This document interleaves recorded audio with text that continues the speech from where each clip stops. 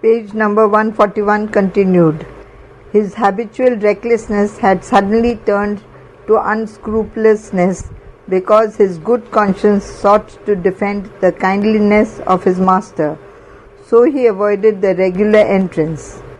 A bay horse, a white mare, and a snub-nosed pony stood snorting as they grazed on a bundle of grass by a few piebald nags. Munnu detected the form of a smart man with a turned-up moustache, looking somewhat like Sorabji, the Parsi chemist, except that he wore breeches, whereas the compounder of medicines always had cotton trousers and an alpaca jacket on. He crept under cover of a small, filthy tent and waited tensely for a while. Then he looked towards the right and sighted an elephant coming soundlessly out of the entrance of the tent, followed by a crowd of city urchins, while a black driver sat on its head with his legs hidden under the ears of the beast. Do you know it dances, climbs on a ladder, and plays a mouth organ? One of the urchins was saying to his friend. Munnu ran and joined the throng of boys. One of the leaders of the throng mistook his caper for an invasion. He lifted his strip of a turban and threw it at the elephant's trunk. Jumbo swallowed it up with a graceful salute, as if it were a piece of straw. Munnu returned the compliment by snatching the cap off the boy's head and throwing it to the elephant. Before he knew where he was, he had been caught by the neck. End of page 141, now page 142, by the youth. He swerved, planting his leg against his opponent, flung him lightly into a ditch. As the young man struggled out, covered all over with slime, the urchins behind roared and screamed with laughter. The elephant shied for a moment, and the driver punched the beast with an iron handle, cursing Munnu the while. He started it first. Munnu apologized. The driver jumped down and, catching Munnu by the ear, led him towards the trunk of the elephant to frighten him. All the boys shied off, screaming. Munnu thought his last moment had come, but Jumbo only blew a heavy breath at his head and went on. I am not afraid, Munnu said brazenly. The driver smiled. All right, the driver said.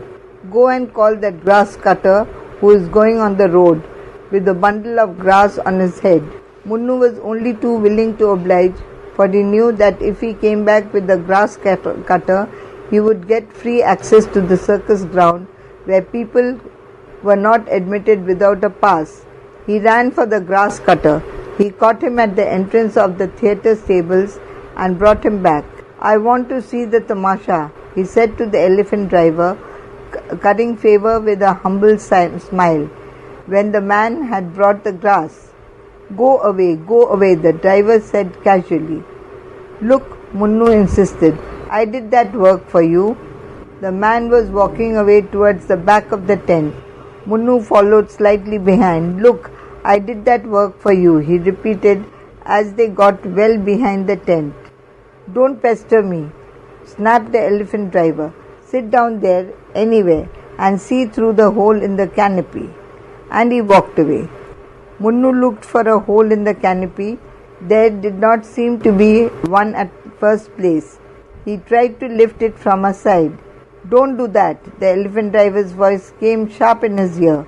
You will bring the whole tent down. Here. Munnu jumped towards a rent in the canvas in which the elephant driver had dug the forefinger of his left hand. The performance was well underway. The arena was packed in a crescent of layer upon layer of chairs. End of page number 142, now page number 143. On the near side, a band played European music, while under the top of the tent, a troupe of trapeze artists had just brought off a miraculous swing, flying from one end of space to another, till their supple bodies came to a standstill and they walked out of the arena. Munnu's heart beat wildly at the cheering which followed. Then its violent activity died down in the applause with which the audience greeted Miss Tarabai, who came swaying almost like an elephant, like the elephant, Munnu thought, who had swallowed his turban. He could not see the details of her face through the rent in the tent, but she acted like lightning as she lay down to accept a huge stone on her stomach and rested calmly as two men beat the stone with sledgehammers, in the way in which Munnu had seen the coolies break huge boulders to make small stones for new roads. There was applause as she flung the weight off her body and stood bowing to the audience. Munnu was spellbound, but a noise of shuffling feet at a side entrance to the tent, about 20 yards away on Munnu's left, made him withdraw his eyes. It was only a white horse galloping into the arena. He applied his eyes and saw the horse enter the ring, followed by a young man who wore what seemed to Munnu curiously tight Angrezi trousers and a long black cloak of silver sequins. The man might have been a rubber doll, the way he leapt from the ground onto the back of the fast-moving horse, stood balanced on its back for a moment, somersaulted, then balanced himself on his head with his legs stretched in the air and slipped off lightly over the tail of his mount as easily as if he were walking down marble stairs. Munnu watched enraptured, his eyes wide open, his brain in a whirl at what seemed to be a miracle. "I should like to do that," he said to himself, wildly excited. But then the sight of the accomplished artist jumping from a very precarious position clean onto the back of his mount and galloping away seemed an impossible feat for him to imitate. He will be going to Vilayat beyond the seas to where the Sahib logs come from, Munnu thought. I cannot go there. Anyway, I am only a coolie, but I will go to Bombay. Probably I might earn enough there to go beyond the black waters. From the midst of the resounding cheers, a couple of clowns seemed to have been born, dressed in conic hats and loose spotted clothes. End of page number 143. Now page number 144. Their faces painted white, red and black. They first played with a colored ball, balancing it on the tip of their extended noses, then aped the trapeze artists, dancers with hesitant movements which somehow became perfect towards the end and created in Munnu just the effect they were intended to create. The lion cages were coming in too, but Munnu was disturbed by the elephant driver who was passing. "Come, oh boy, do some work.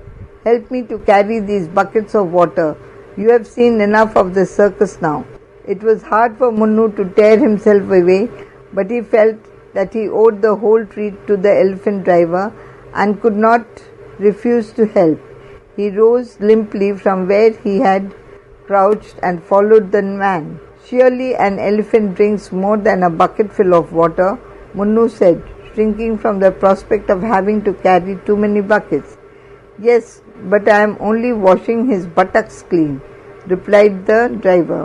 Munnu lifted a bucket in each hand from the pump at a corner of the compound and carried it to where Jumbo still stood eating the grass that the driver had brought for it. "Everyone can see that I am a coolie," Munnu felt as he sped along, and he was slightly crestfallen at the prospect of never being able to go beyond the seas as the horse rider would. "Perhaps I shall go to Bombay," he said to console himself. But the sheer strain of carrying buckets of water brought about a feeling of exhilaration in his bones. Exhilarations, EXHILARATION, exhilaration. He felt light and buoyant after having done 3 turns at the pipe. "I shall ask this man if he will take me to Bombay," he said to himself, as he stood by the elephant driver, wiping the sweat off his brow. "Can't you employ me as your assistant and take me to Bombay with you?" he asked, his voice reverberating through his body, tense and hard for a moment. "I can't give you a job, because elephant training is learnt through long experience and we can go beyond the black waters soon," said the driver. "But there is no reason why you shouldn't stow yourself away somewhere in the train in which we go to Bombay. I sold rides in good trains across the whole southern peninsula when I was your age." End of page 144. Now page 145. "Are you talking true talk?" asked Munnu, to keep up the vague promise. "Yes," said the driver. "You stay here and help us to pack. I shall get your wages for the coolie work you do, and at night I shall smuggle you somewhere into the train." "Oh, you are a kind man," said Munnu, his blood quickening. "How shall I thank you?" "Don't," said the driver, stiffening. "Somebody will be listening. Come and get more grass for Jumbo." Part 4. The engine of the special circus train whistled shrilly and then began to move. Munnu's heart throbbed with fear and with the pang of separation from Daulatpur as he lay flat on the edge of an open track on the thick folds of a rolled up tent, looking up to the stars through the darkness. He recalled the grim moments of the night when he had escaped from Shamnagar. Only he was not sweating as much as he had sweated on that afternoon, and he did not feel so guilty. He had already started reading he had really earned the ride by working through the whole afternoon, carrying huge, heavy steel ring tops, which came off the center poles of the vast tent on which the carts were carts which brought it to the train. Nor did he feel so alone, as the elephant driver was somewhere about in the servants' compartment, but there was the same haunting, ghostly air about the whistle of the engine in the dark, which had frightened him almost a year ago.